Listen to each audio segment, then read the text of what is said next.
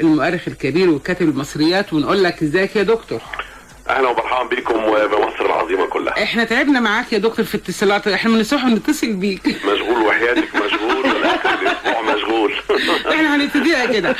هنزلكم عبد الحليم اهو بقى فيهم المرأة. خلاص هنسامحك.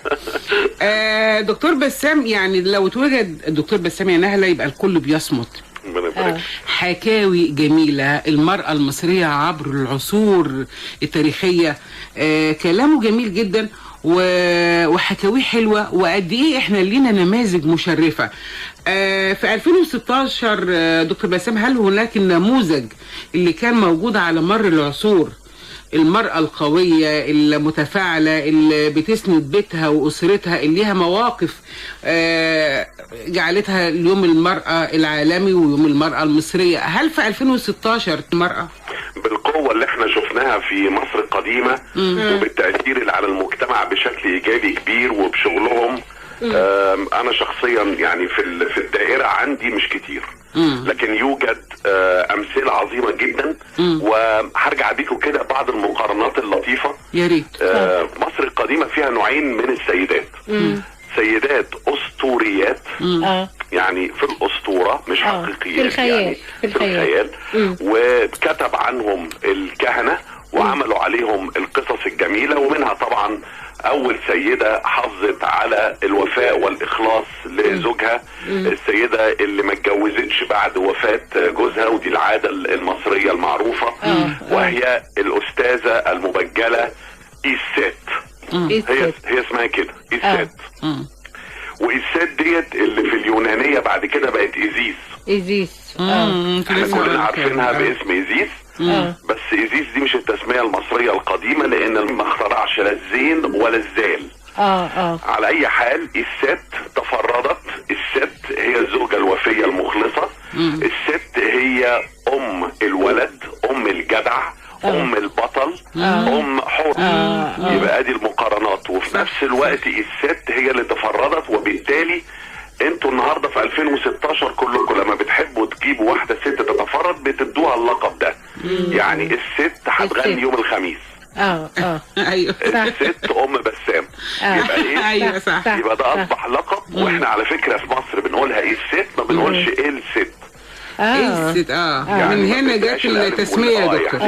فعلى ما يبدو ان احنا ما زلنا بنتكلم الهيروغليفيه يعني. طبعا. اللذيذ بقى بالنسبه للست ان هي اللي قتل جوزها كان اخوه، كان نوع من انواع الغيره. ايوه. واخوه كان متزوج في الاسطوره بين سيده اخرى اسمها نفتيس. نفتيس دي كانت رمز الندابات. هو باين من اسمها نفتيس.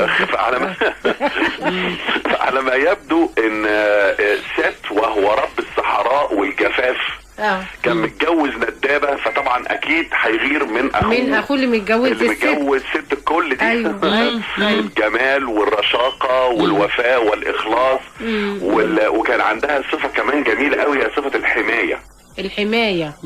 يعني كانت الست تملي تفرد جناحتها، هي ونسر تاني اسمها نخبت والست الاثنين لما بيفردوا اجنحتهم بيعملوا نوع من انواع الحمايه للي تحتيهم. يمكن الانجليز عندهم المثل بتاع المذر هن او الفرخه الام اللي بتحوط على كتاكيتها، ويبقى نفس فكره الحمايه. ده بالنسبه للست الاسطوريه. ولكن بالنسبه للانجاز بقى، يعني بره العائله اللي حصل بالفعل. وقبل ما اقول لك على انجاز السيدات على ارض الواقع، خليني كمان اتذكر معاكم شخصيتين في منتهى الجمال في الاسطوره المصريه القديمه. واحده فيهم اسمها سيشات، ودي كانت ربة الكتابه الاسطوريه. اسمها يا دكتور تاني؟ سيشات ديت يا جماعه ما نلاقيش مناظرها منحوته في المعابد كتيره، بس هي المفضله بالنسبه لي في ال 30 سنه اللي فاتوا على مدار كل الاسطوره المصريه القديمه. والدليل على كده ان هي لما تيجي تشوفيها بتشوفيها اولا سيده، هي رمز الكتابه. يبقى خد بالك ان الكاتب في مصر القديمه كان مبجل. طبعا يعني الاب يقعد مع يديله الحكمه، يقول له كن حاجتين. يعني دلوقتي انت مثلا ايه، عايز ابقى دكتور مهندس ضابط. في مصر القديمه الاب يقعد مع ابنه يقول له ايه بقى، يقول له كن كاتبا، ويقول له بقى الثانيه كن موظفا. متخيله؟ فحتى احنا عاش عندنا المثل ان فاتك الميري، فيظهر ان احنا برضو حبنا لفكره الوظيفه فكانت برضو كون موظفا. طيب ليه يا بابا ابقى كاتب؟ قال له لان كلمات الكاتب تعيش الى الابد، وان الناس تحترمك لكلماتك، وان كلماتهم هي اهراماتهم. انا عجباني قوي الجمله دي، ان الكتبه اللي بيكتبوا الكلمات بتاعتهم هي الاهرامات بتاعتهم. على اي حال سيشان كانت ايضا بجانب ان هي كانت رمز الكتابه، هي سيده رشيقه جدا، رائعه الجمال والرقه. يعني قصدي اقول مش الشكل الكلاسيكي بتاع الست اللي مهتمه بكتاباتها بس وكده، لا، يظهر انها كمان كانت مهتمه بكل حاجات التانية. نخش بقى على السيده التانية اللي انا بحذر منها كل الرجاله. ايوه، اللي هي مين؟ هي اسمها شويه هيديك الشعور على طول ان كل الرجاله لازم ياخدوا بالهم. ايه هي اسمها سخمت. سخامه جايه من سخامه. واضح ان اسمها الحقيقه يعني لوحده يخليها. ورغم ان هي ايضا كانت رائعه الجمال، لكن هي كانت بتطلع على انثى الاسد، وهي كانت ربة الكارثه ورمز الكارثه والرعد والبرق والاسلحه الحربيه، وكانت رمز النزالات العسكرية، وكانت بتلقي الرعب في قلوب الأعداء. وهي في الأسطورة في الأصل كانت قطة، والقطة عندما تغضب في الأسطورة تتحول إلى سخمة. وده يمكن يديك شعور شوية بأن المصري القديم بيبعت لنا رسالة شوية يمكن كده تحت من تحت لتحت كده، بيقول لنا فيها ان خد بالك المرأة ممكن تبقى قطة، وممكن بالفعل يا دكتور حاليا يعني لو انت ضايقت المرأة فعلا بتطلع مخالبها والقطة غدارة والكلام ده كله. دكتور بسام حضرتك يعني طبعا ليك باع في اذاعه القاهره الكبرى، هنا هو موجود ضيف عزيز علينا. دايما بنسمع حضرتك في نماذج مضيئة للسيدة المصرية وللرجل المصري عبر العصور طبعا، وقد ايه كانوا هم بيحترموا بعض، وقد ايه كانوا بيلاقوا بعض. هل احنا حاليا دلوقتي زي ما حضرتك ذكرت ان الاب بيقعد مع الابن ويوجهه، دور الاباء في حياة الابناء تراجع ايضا؟ احنا شايفين حاجات كتيرة جدا تراجعت، منهم دور الزوج او دور الرجل في الاسرة. دور السيدة اهتمت جدا بصلاحياتها وتحديها، ونسيت دورها هي في الأسرة نفسها، واجباتها يا دكتور. بصي، أنا ربما يعني أكون من الناس اللي بيعتقدوا أن الحالة الاقتصادية لأي مجتمع بتجبره أنه هو يتحول أو يتغير، حتى لو هو ما كانش عايز التغيير دوت. والتغيير بيبقى إلى حد كبير سلبي. انتوا بتذكروا دلوقتي ان انتوا دلوقتي بدأنا نشوف في جيل بيتكلم لغة، يعني في بعضهم طبعا بيتكلم لغة، لكن على الصفة الأخرى بقى أنا بدعو الناس إنها مثلا تشرفني علشان في محاضراتي شوفوا مجموعة من الشباب والشابات، حاجة تفرح حاجة تفرح وهتديكي إيجابية جميلة جدا. ويا ريت نستضيفهم هنا يا دكتور، احنا عايزين نوري عايزين نستضيف الطلبة والأستاذ. لا حاجة على مستوى، حتى لدرجة ان انا كنت بدأت يعني هم بدأوا كمان وخصوصا السيدات ياخدوا اسماء والقاب من التاريخ. انا بحب اعمل معاهم كده تملي، يعني اديهم مثلا في لقب في سيدة في مصر القديمة اسمها يعاه حتب. حتب هي كلمة هيروغليفية بمعنى رضا او سلام او سعادة. جميل. وإعاه يعني القمر، يعني الملكة دي كان اسمها القمر راضي، رضا القمر. بص الجمال بتاع الاسم عامل ازاي.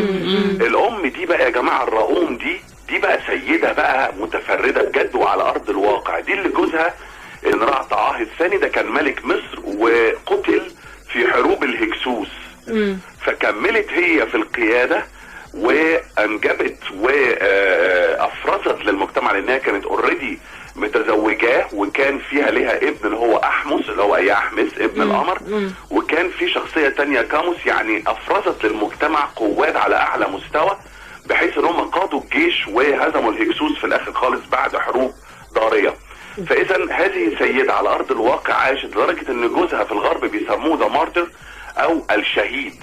فحتب ديت احمس كاتب فيها بقى نص جميل جدا بيقول امدحوا سيدة البلاد، هي التي جمعت الفارين. لما الهكسوس دخلوا احتلوا الدلتا، في ناس فرت لما بيحصل كده حالة قلق في البلد، في ناس بتبقى جبانة للأسف طبعا في كل مجتمع في كل مجتمع يعني، لكن هي جمعتهم. فواضح انها كانت سياسية بارعة. أيوة. يا حتب، وفي نفس الوقت كلمة تانية قالها أحمس ابنها عليها، بيقولوا هي التي جمعت المعارضين تحت راية واحدة. يبقى إذا كان في معارضة، لكن خلاص في احتلال وفي مشكلة دلوقتي لازم نخلص منها، نبقى نعارض بعدين. سياسية قديرة تحت راية واحدة، واخده بالك، والراية الواحدة نخلص وبعدين نبقى نتناقش بعد كده ونشوف أخبارنا إيه.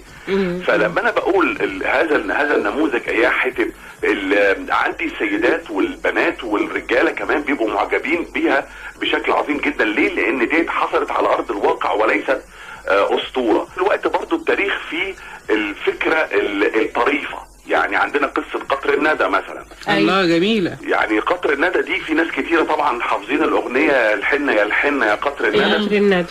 ويا الحنة يا الحنة دي لأن هي كانت ليلة الحنة بتاعتها وإن الاستعدادات بتاع الفرح بتاعها. لكن في ناس كتيرة بتبقى محتاجة تعرف إن ورا الحنة قطر الندى دي قصة حب عظيمة جدا بين الخليفة العباسي وبين لنا بقى يا حنة. كده بالظبط بقى، لدرجة ان هو الخليفة هي كانت جميلة جدا وكانت ذكية. والانبهار اللي حصل كان بيحصل لأسباب كتير جدا، منها الذكاء ومنها السحر والجمال. والمعتضد اللي هو الخليفة العباسي وأدبها. يبقى دي يا جماعة رسائل هي من التاريخ، الذكاء، الأدب، وبعدين بقى نبقى نشوف الجمال بعدين. لكن أهم حاجة أدبك، وأهم حاجة ذكائك. فعايز اقول لكم بسرعه بالنسبه للطرافه ان القطر الندى كانت زي ما احنا عارفين بنت خمراوي ده يبقى ابن احمد بن طولون. وايام احمد بن طولون يا جماعه مصر كانت عايشه في حاله غنى كبير جدا جدا. وهو خمراوي ده كان صريف للاسف الشديد يعني. فالخليفه قدم لها مهر 1000 دينار. الله، 1000 دينار. والجهاز بتاعها اتكلف يعني مليون دينار. مليون. يعني الفرح كان تقريبا نص الجهاز بتاعها اتكلف مليون دينار والمهر 1000 دينار. ايوه، وكمان كان من ضمن جهازها 400 حزام مرصع بالجواهر و1000. خدي بالك كان لغايه اشمعنى الهون يا دكتور؟ كانت يعني كان لغايه قريب قوي كانت لازم الست تخش بالهون. لكن ال1000 هون بتوع قطر الندى مش الهون زي بتاع حضرتك، لا. لازم يبقى متفرد لانه كان هون من الذهب. جميل. الله. بس احنا مش عايزين البنات يسمعوا الكلام ده يا دكتور. البنات اصلا طلباتها بقت عاليه قوي. انا عايز اعرف يا دكتور بسام، حضرتك المؤرخ الكبير والكاتب المصريات، التاريخ مليء بالنماذج النسائيه الرائعه. طب احنا دلوقتي ليه ما بنحطش الاسامي على الشوارع؟ يعني انا دلوقتي الموضوع ده متضايقه جدا منه، في شارع 90 وال70 وال45. هل احنا يعني مفيش اسامي ممكن نحطها على الشوارع دي؟ الفكره دي يا استاذه كانت عرضتها عليا في محاضره في اسكندريه بنوته اسكندرانيه جميله، وقالت لي ايه راي حضرتك احنا في الشوارع نحط يافطه تحت اسم الشارع ونقول في اليافطه دي تاريخ البني ادم ده ايه؟ يا ريت يا دكتور. يعني ممكن حد الشارع يقرا التاريخ كده. يعني انا نفسي يبقى في شارع مثلا اسمه فاطمه الفهري. فاطمه الفهري يا جماعه هذه السيده، شوف يعني ما في ناس كتيره ما تسمعش عنها. فاطمه الفهري دي اول واحده بنت ما اصبح بعد كده جامع. يعني اول جامعة في التاريخ كما نعلمها اللي هي جامعة القرويين في فاس بالمغرب اللي عملتها فاطمة الفهري. وخدي بالك فاطمة الفهري دي فات بقى عليها في الجامعة القرويين بقى، فات عليها ابن خلدون في الجامعة، وفات يعني شوفي الاسماء دي. طب ده دورك يا دكتور ودورنا احنا مع بعض. يا ريت يعني انا شايف ان دي فكره حلوه، وبما ان انت فكرتك تقابلت مع فكره البنوته في اسكندريه، ايوه يا ريت حد من المسؤولين، انا جاهز بالمعلومات. يعني انا اديكم مثلا واحنا جاهزين، وعايزين وعد من دكتور بسام انك انت الاستاذ والطلبه يكونوا موجودين هنا، يكونوا موجودين معانا في الاستوديو في الفتره. نماذج طيبه لازم نقدمها للناس. فكره حلوه جميله وبشكركم عليها. شكرا دكتور بسام الشماع، المؤرخ والكاتب المصريات. شكرا ليك يا دكتور.